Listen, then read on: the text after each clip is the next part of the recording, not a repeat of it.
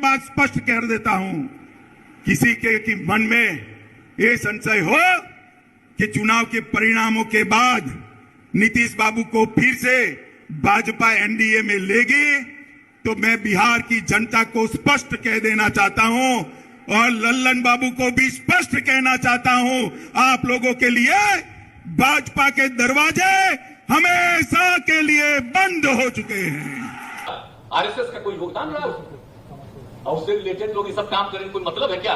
आज जिन लोगों ने आजादी की लड़ाई लड़ी, तो हम लोग तो सब भाई इसी सबसे बचपन से, और पहले तो मीडिया का आधार दूसरा था, पक्ष विपक्ष जो भी हो अपना राय बहुत अच्छे ढंग से मीडिया के सारे लोग लिखते थे। आज को तो उनको वही लिखना पड़ता है जो कहा जाता है। मर जाना कबूल है, उनके साथ जाना हमको कभी कबूल नहीं है, ये अच्छी तरह जान लीजिए। देखिए, सब लोग एकजुट हो जाएंगे तो नेता बनेंगे, जो भी बनेंगे काम करेंगे और देश के हित में काम करेंगे। और एक चीज हम बता देते हैं, अपने बारे में बता देते हैं, हमको नहीं बनना है, ये अच्छी तरह जान लीजिए। हम सबको खाली एकजुट करने में लगे।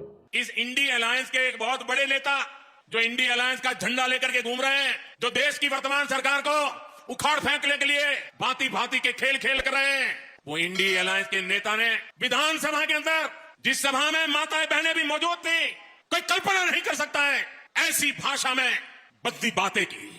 कितने नीचे गिरोगे और दुनिया में देश की बेइज्जती करा रहे हो। नमस्कार, मैं रोहित राज ऑफिशियल। बिहार में नीतीश कुमार का फिर से एक बार पलटवार हो चुका है। नीतीश कुमार ने अपना त्याग पत्र राज्यपाल राजेंद्र विश्वनाथ अर्लेकर को सौंप दिया है। मैं आपकी जानकारी के लिए आपको बता देना चाहता हूं, बिहार के विधानसभा के 243 सीटों में से आरजेडी को 79, एनडीए को 78, जेडीयू को 45 और कांग्रेस को 19 सीटें मिली थी। अगर देखा जाए बिहार में तो सबसे ज्यादा सीटें आरजेडी को आई थी 79। लेकिन यहाँ पर एक गठबंधन का नियम होता है, हम किसी भी पार्टी के साथ गठबंधन करके अपना सरकार बना सकते हैं, तो वही हुआ बिहार में। यहाँ पर जेडीयू को 45 सीटें और एनडीए को 78 सीटें आई थी। और अगर इन दोनों पार्टी की सीटों की संख्या मिला दिया जाए तो सीटों की संख्या हो जाती है 123, जो कि आरजेडी के 79 सीटों से ज्यादा हो जाती है। इसलिए सरकार यहाँ पर भाजपा और जेडीयू मिलकर के बनाती है, जिसमें कि मुख्यमंत्री नीतीश कुमार को चुना जाता है। दोस्तों, हम आपकी जानकारी के लिए आपको बता देना चाहते हैं, नीतीश कुमार एक ऐसे मुख्यमंत्री हैं जिन्होंने चुनाव बहुत कम जीता है, लेकिन मुख्यमंत्री पद का शपथ उन्होंने बहुत बार ले लिया है। नीतीश कुमार ने 8 बार मुख्यमंत्री पद के लिए शपथ ले लिया है। आज वे भाजपा में मिल करके आज 9वीं बार मुख्यमंत्री पद के लिए शपथ लेंगे।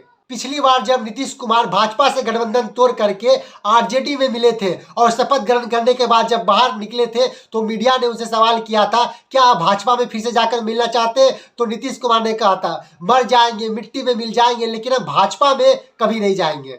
उन्होंने ऐसी वाणी रखी थी।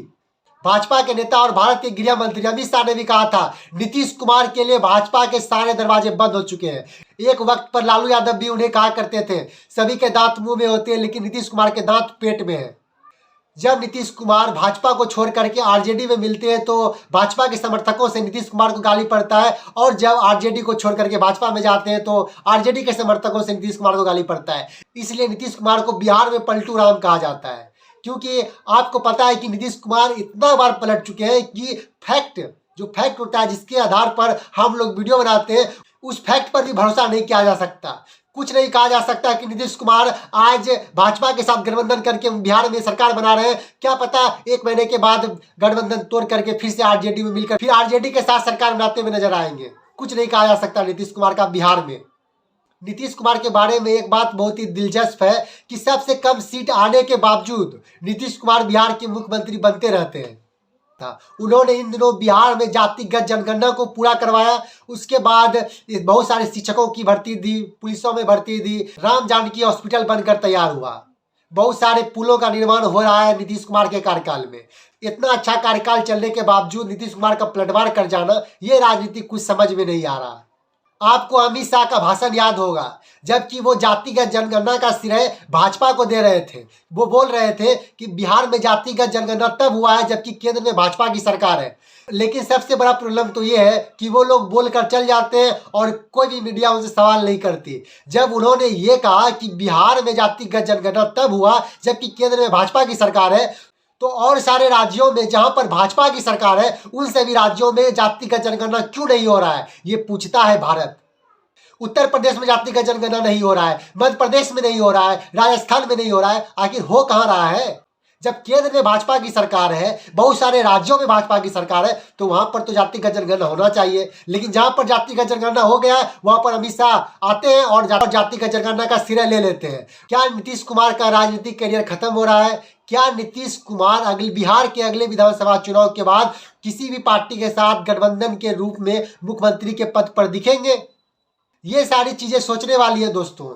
उसके बाद जिस तरह से बिहार में जेडीयू का प्रभाव बहुत कम होता दिख रहा है, मुझे तो लग रहा है कि अगली बार जब विधानसभा का चुनाव होगा तो कहीं भाजपा के साथ गठबंधन में रहते हुए भी भाजपा का ही कोई नेता बिहार का मुख्यमंत्री ना बन जाए।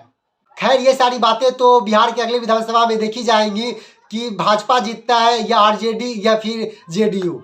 ये सारी बातें बाद के लिए बचा करके रखते हैं और आपकी जानकारी के लिए बता देना चाहते हैं, भाजपा के सारे नेता का सीएम आवास पर जाना चालू हो चुका है।